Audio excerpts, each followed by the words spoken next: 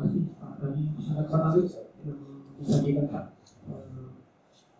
Kebetulan saya lagi S3 juga, jadi topik saya sebetulnya menggunakan transliterasi dengan governance.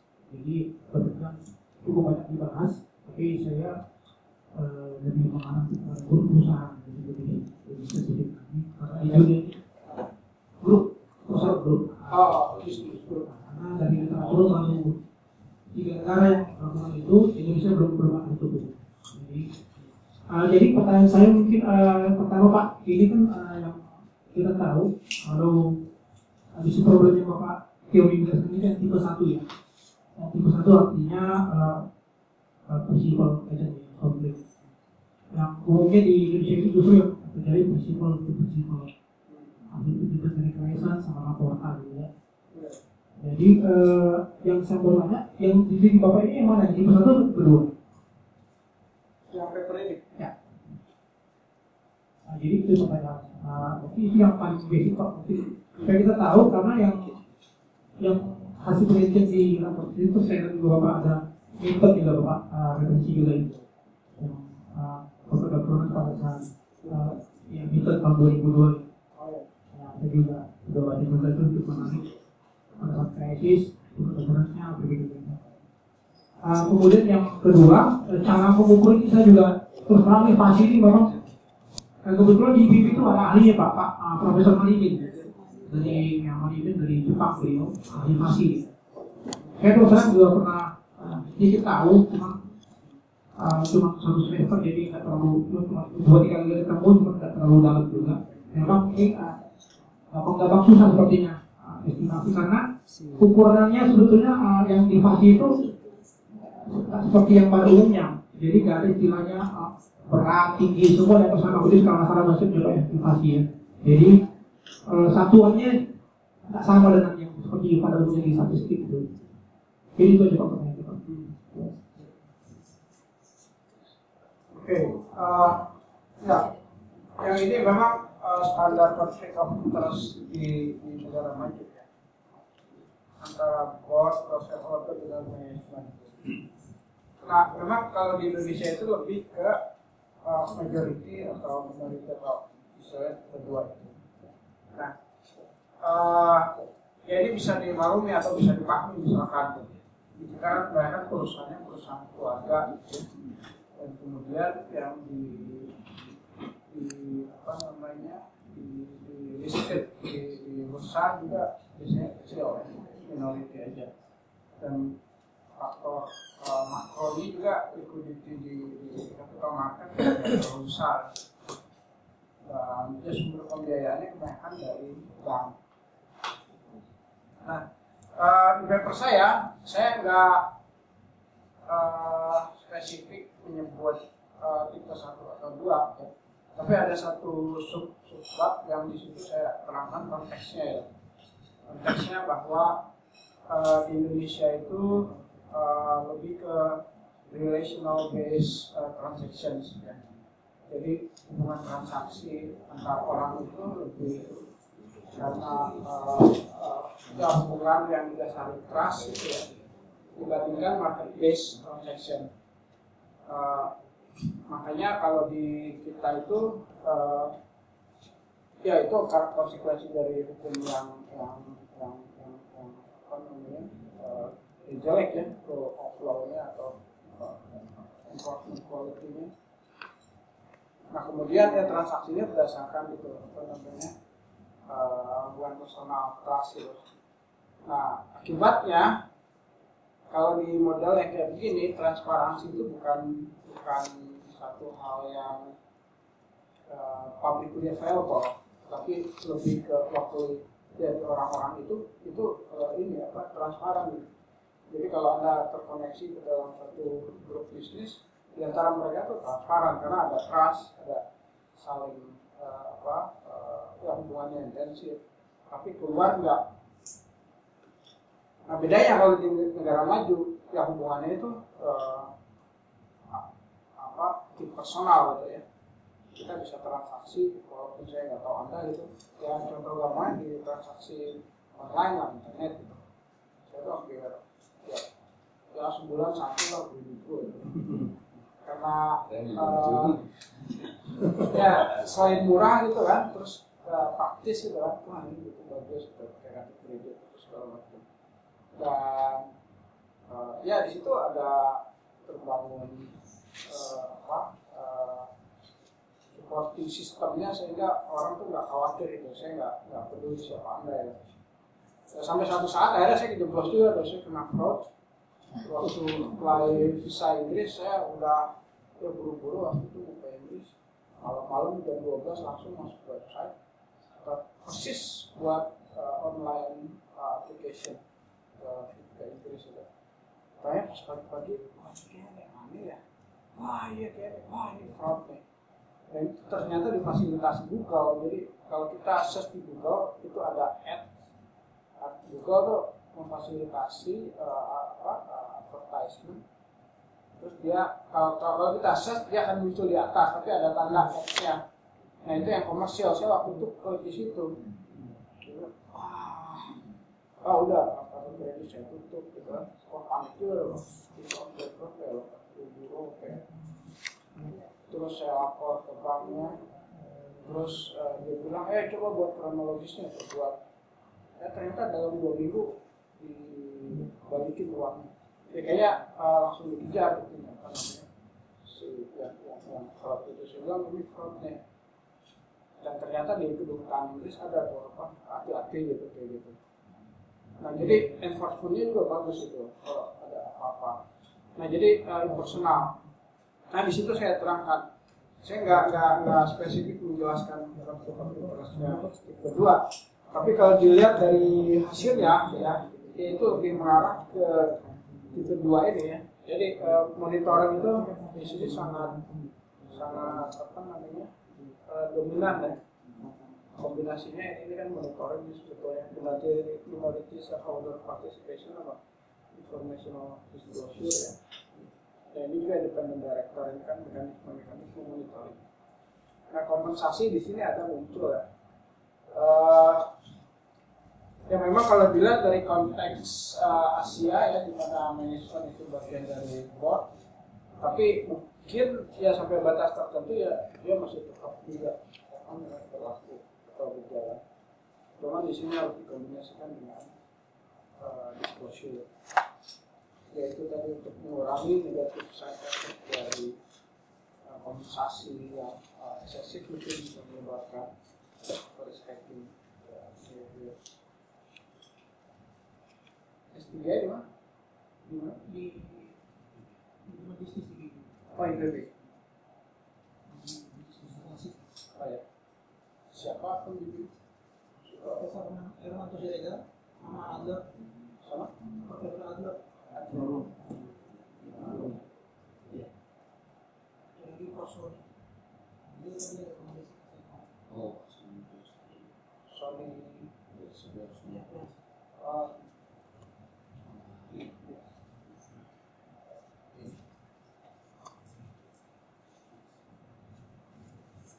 Mungkin kalau saya boleh usul Pak, satu lagi Pak ya, kalau misalnya saya meneruskan ya, futuristik, kalau lagi konsentrasi pendidikan. Oh ya, itu sangat sekali. Itu saya belum ada di sini. Ya itu memang saya selalu ditanya gitu, tapi nggak ada datanya. Ini data lama ya, ini data PDB survei tahun 2006 apa ya. Saya pakai data ini, saya udah publish data ini, pakai data ini satu di jurnal manajemen. Nah ini masih pakai data yang sama, tapi metodenya beda.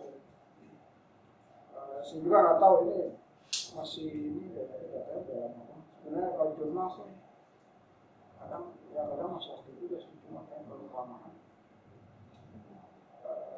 Ya standarnya sih udah sampai 10 tahun. Tapi nggak tahu juga, Indonesia saya udah ada. Ya, ada yang duluan.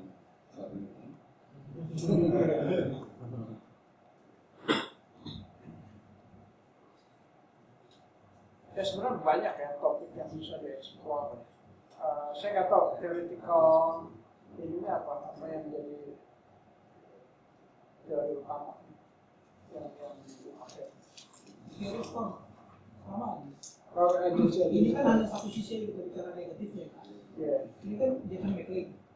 Kalau bapaknya lagi itu kan si Dale Lemmings. Jadi sebetulnya ini yang kutub negatifnya kita bicara di sini. Kutub positifnya itu ada si teman dari ini si Williamson, bapaknya itu si Coase, Ronald Coase. Itu kalau di ilmu governance ketika banyak literatur, dua itu selalu berani. Jadi yang negatif sama positif. Jadi yang ini baru bagian sisi suka ekstrim kanan lah kita bicara. Nah, ini sangat menarik karena kepercayaan itu sebenarnya jembatan antara kutub negatif dengan positif. Terus sebaliknya juga bisa deh, bisa rusak. Saya lihat ini ada Pak di Belanda juga, karena kalau ada di Belanda di Maastricht, si Gramnik, British Scottish juga buat, cuma modelnya dia pakai simultaneous execution model, pakai XLS.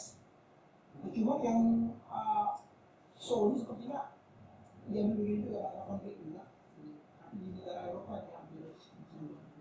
Mungkin nanti setelah sesi ini kita bisa ada waktu bisa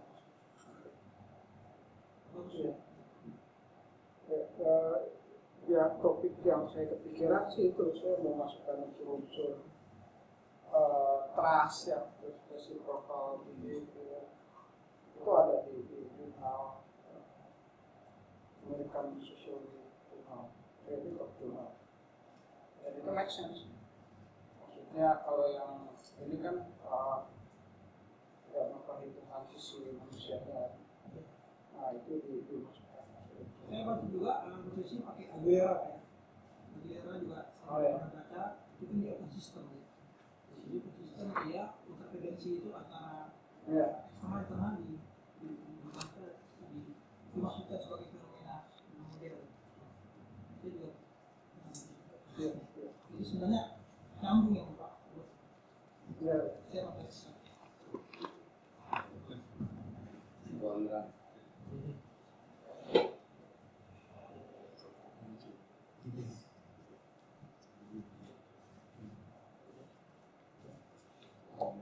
Mungkin ada yang dari selanjutnya.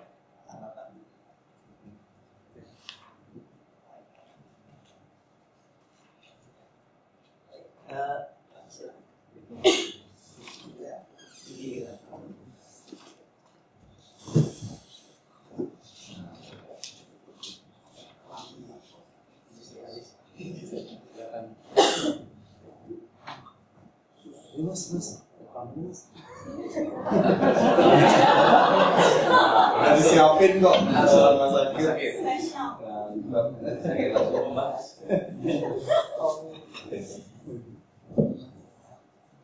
Terima kasih. Tadi memang tema tentang corporate governance dan senantiasa relevan saya pikir setiap konteks negara dan kondisi kekinian. Tadi yang penekanannya yang menurut pemaparan Pak Dedi, concernnya di monitoring. Di monitoring. Oh iya. Tapi pertanyaan saya kan, kalau yang menentukan peran monitoringnya itu seperti apa? Kan kita tahu kalau misalkan di manajemen, untuk monitoring komite audit yang menentukan tetap manajemen, kantor akuntan publik yang menentukan manajemen. Jadi banyak instrumen monitoring itu justru yang pointednya adalah di manajemen. Jadi untuk betul-betul menegakkan salah satu pilar dari corporate governance yaitu independensi, itu jadi bias atau kehilangan gregetnya sih. Yang pertama. Kemudian yang kedua mungkin yang saya coba tadi juga dibahas bahwa ini konsepnya di perusahaan-perusahaan untuk konteks di Indonesia yang banyak relative corporation. Ini agak susah untuk coba kita aplikasikan. Bagaimana kalau misalkan di konteks badan usaha milik negara misalkan, itu kan apakah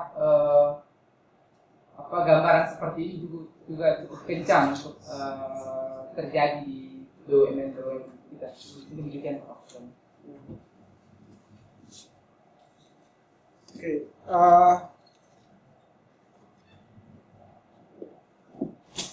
ya walaupun sampai batas tertentu manajemen apa tadi kayak komite audit manajemen ya tapi sampai batas tertentu itu kan ada aturannya yang ini kan, misalkan dia punya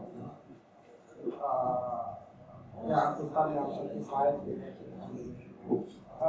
Ya itu juga ada studinya tuh, ada satu papers ya di Stanford.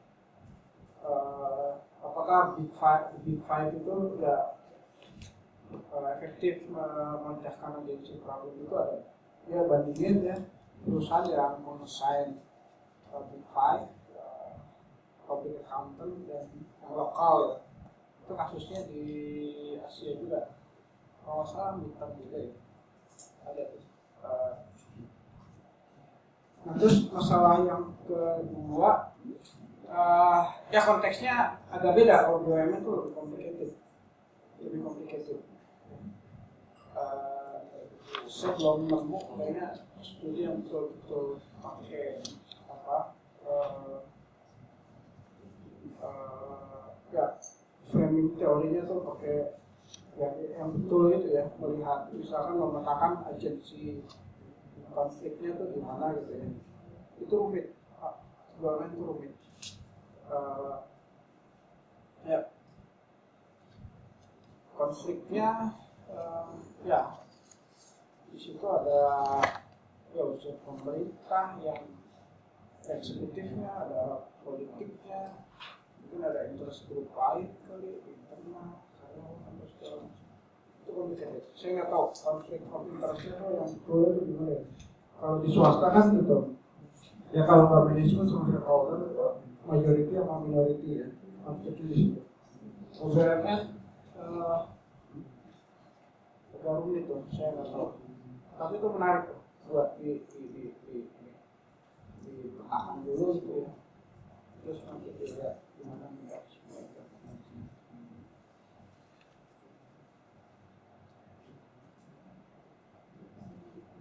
Kalau dikaitkan dengan yang tadi Pak, yang penelitian yang Bapak tadi katakan yang American Economic Review itu yang tentang the value of political resource.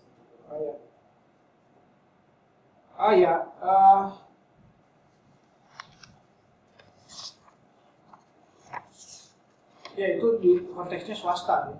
Ya jadi di perusahaan swasta ada board yang dari yang jadi jembatan ke atau akses ke political power gitu ya. Konteksnya swasta. Ya seberapa besar itu ada beberapa studinya dari Thailand kalau nggak salah ya. Dia diukur itu misalkan dan komisarisnya ya pernah di eksekutif atau di partai politik gitu. Jadi dummy aja ya. Itu ada satu orang yang lagi ngerjain bimbingan saya, dia di BPD ya. Nah di BPD terus diidentifikasi boardnya itu atau dari komisarisnya yang dari pejabat eksekutif, sekda, atau parpol gitu. Kalau anekdotal evidence-nya udah banyak gitu ya, kayak kredit macet pada BDC itu kayak di Sulawesi Utara, sekdanya masuk penjara gitu. Itu udah kelihatan itu polanya. Tapi ya ini kan buat yang belumnya ya, di statistik kayak gitu. Ada yang DPR, partai politik, DPRD yang sudah nanti dibuat gimana pengaruhnya outcome variabelnya ini net performing loan. Performing loan ini gimana? Kredit macetnya. Itu bisa menarik. Jadi lagi kalau di BUMN ya itu tuh ya orang nggak tahu teori apa yang bisa menjelaskan. Tapi bisa jadi topik yang bagus.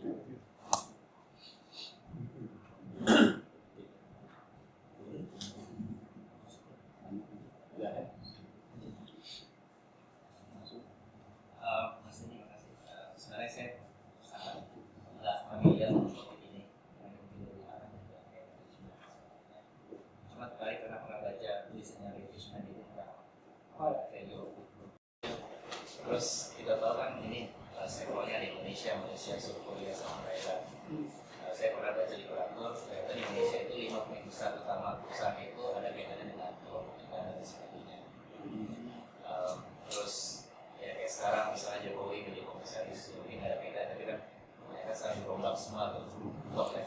dengan rezim sekarang. Nah, saya tertarik karena kan dari Indonesia, Malaysia, South Korea itu punya sejarah cebol-cebol yang itu kan berkaitan dengan masalah Jepang. Jadi apakah hasil ini bakal sama di setiap negara? Karena kan ini nggak tahu apakah disatuin semua atau ada analisa baru masing-masing negara. Karena kan mungkin karakteristik antara Indonesia, South Korea ada kesamaan dan perbedaan. Itu sih. Terus yang kedua, ini saya belum sempat belajar semua, jadi cuma skimming tentang kalimat pertama di abstrak itu kan different governance mechanism, coordination component atau something else. Itu saya belum nangkep maksudnya apa untuk meningkatkan from agency problems promoting performance. Ya pertimbangan yang pertama, itu pertanyaan penguji saya. Belum PSD udah biasa jalan. Baru mau PSD udah jadi penguji. Ya ini saya ngambil praktisnya aja ya. Ya sebetulnya banyak studi-studi sebelumnya yang menggabungi negara ini. Ya latar belakangnya dulu ini kan waktu krisis ya itu banyak studi fokus ke negara ini, Indonesia, Malaysia, Thailand, Korea, karena karakteristik waktu krisisnya itu mirip ya. Singapura agak beda. Nah, di situ udah banyak gitu. Nah ini kan data 2006 ini papernya umurnya udah berapa tahun nih? Ini udah saya kerjain mungkin udah hampir 6 tahun kali. Ya, udah kali revisi itu ya. Ya saya bisa tunjuk ini udah berapa konferensi lah. Jadi itu tadi saya mau coba analisis per negara ya, tapi kayaknya nggak praktis juga, jadi complicated juga. Tapi secara umum ya saya bisa ambil mereka punya karakteristik yang cukup sama ya. Ya mungkin memang menarik juga kalau dilihat lebih detail per negara, dilihat perbedaannya di mana. Ya ini karena udah lama ya datanya, saya jadi nggak termotivasi juga, kecuali saya pakai data yang lebih baru. Series juga. Data survei 1 tahun ya. Nah terus kalau yang kedua ya substitusi apa komplement, ya substitusi itu ya bisa saling menggantikan ya. Ya kalau di sini misalkan ya ini sampai batas tertentu ini kan bisa disubstitusi kan, ini sama ini karena ininya sama kan, ini sama ini bisa saling menggantikan ya, yang satu A sama satu B. Nah terus ya yang ini kan ya komplement, artinya saling bekerja sama ya untuk bisa efektif resolving gitu problem. Ya itu aja sih sebenarnya.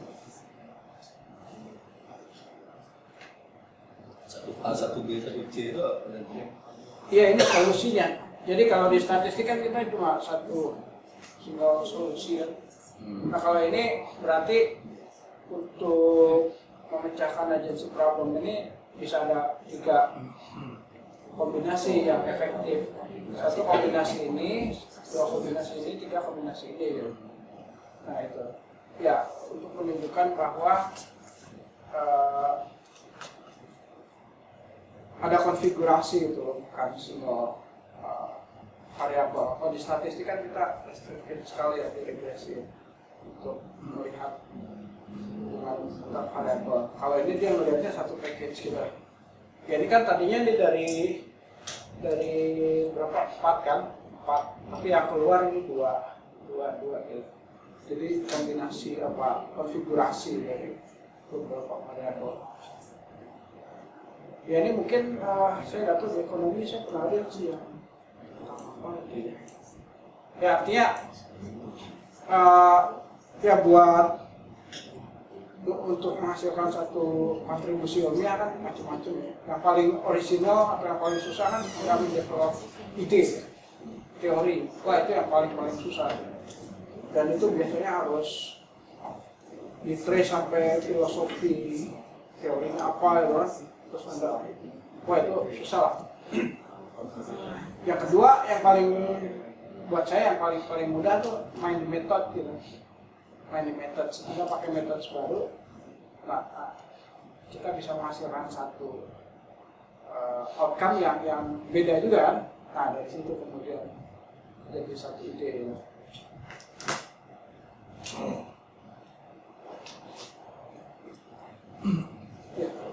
Next. Ya. Sorry ini ada dari belakang jadi nggak bisa dijelasin nggak ya misalnya manajemen compensation itu apa, minority shareholders participation itu apa, information disclosure itu apa. Soalnya kalau di Indonesia kan ada komisaris independen sekarang. Ada komisaris independen. Terus kalau direktur ada direktur kepatuhan. Nah itu masuk di mana tuh di contoh-contoh? Datanya sih ini dari survei nih. Ini diturunin ini. Jadi ini indikatornya dari pertanyaan ini terus di faktor analisis di generate satu indeks gitu. Ya ini sih review share compensation, stock option, ini itu ada di dalam. Oh ini. Skor faktornya berarti ya. Iya, saya pakai faktor analisis, konfirmatory faktor analisis.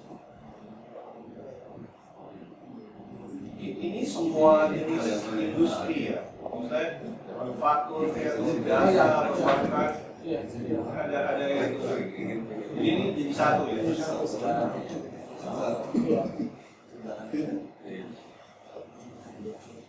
Soalnya kan kalau misalnya di keuangan kalau nggak salah, pokoknya jasa keuangan kan ada direktur kepatuhan, kalau itu kan sudah ada, gitu. Tapi kan di manufaktur nggak ada. Iya itu. Tambah nggak di situ variasi? Enggak, yang itu di kalau masalah direktur independent director aja. Ini standar. Iya boleh.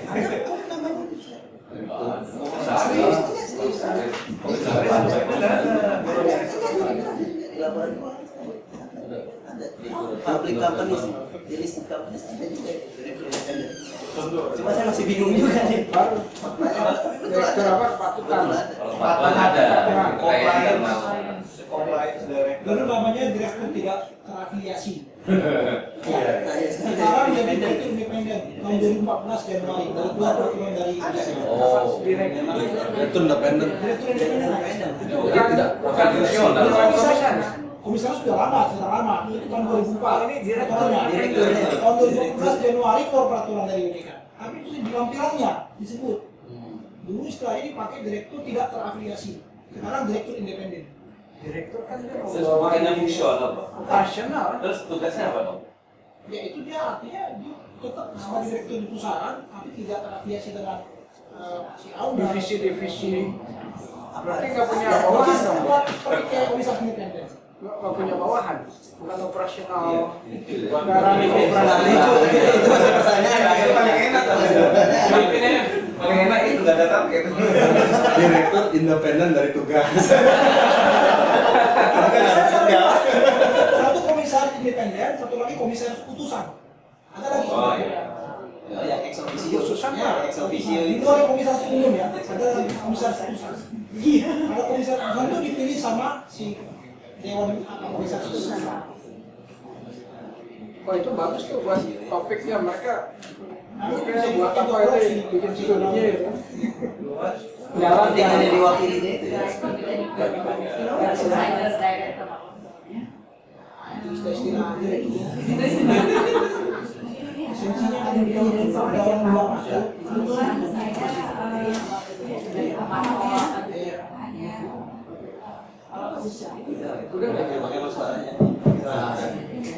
Major saya di akuntansi pemerintahan sebenarnya. Jadi public apa namanya public accounting itu kita mempelajari agencies itu tidak hanya corporate governance, tidak hanya BUMN, ada badan layanan umum gitu ya. Nah ini saya mau nanya gini, kalau dari konsep saya tuh gini, trust itu justru keluar pertama sewaktu negara ini diputuskan berbentuk apa gitu. Trust itu yang pertama, karena waktu kita misalnya kita ambil contoh Cina gitu ya, dia putuskan langsung ya gue raja lo bawahan, asalnya gitu.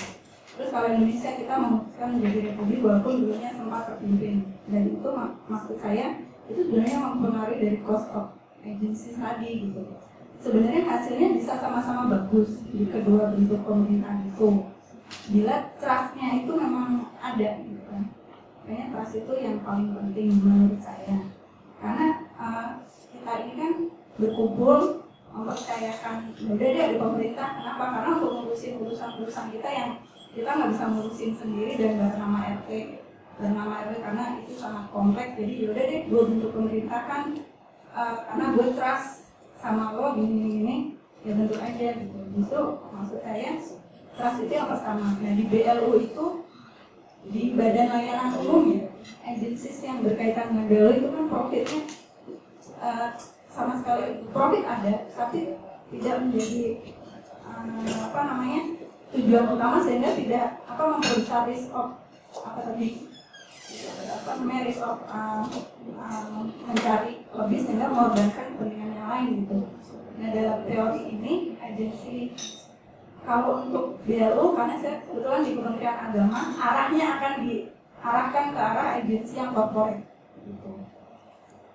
Saya berpikir kalau kita mengarahkan ke agensi yang corporate dan kita dibuatkan akuntansi pendapatan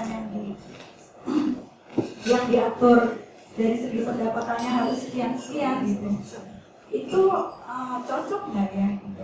Maksud saya agensi yang seperti ini tuh applicable nggak di Indonesia? Teori itu applicable nggak? Seperti di LPM itu kan pasti membuat teori-teori yang applicable nggak di Indonesia gitu. Maksud saya gitu. Terima kasih. Mohon pendapatnya.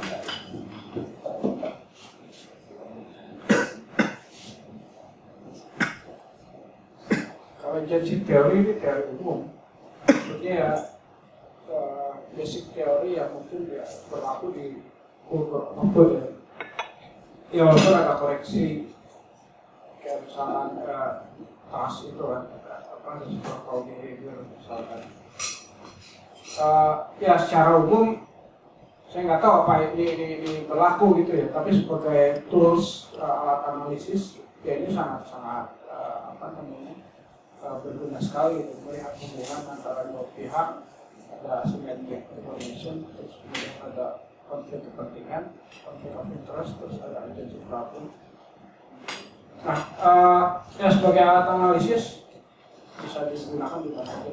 Nah, terus kedua, misalkan kalau ada semacam targeting ya, revenue atau profit, ya itu mungkin salah satu guideline juga untuk melihat kinerja manajemen misalkan. Dan biasanya kan di RUPS ya diputuskan kan strategi umum perusahaan yang investasi berapa atau target, dan itu harus dicapai oleh manajemen. Nanti di next shareholder meeting ya dievaluasi ya, sama kayak presiden gitu ya, nggak ada janji-janjinya, ada target pertumbuhan atau segala macam, nanti dievaluasi. Ya itu salah satu mekanisme monitoring juga, tapi itu monitoring di akhir, bukan monitoring selama proses itu berjalan. Jadi ya beberapa mekanisme bisa diterapkan. Monitoring itu bisa ke behavior, ya, ke conduct-nya, dimana dia harus ada batasan-batasannya, terus kemudian ada monitoring berdasarkan yaitu semacam outcome atau target-target yang harus dicapai. Mungkin itu atau menjawab.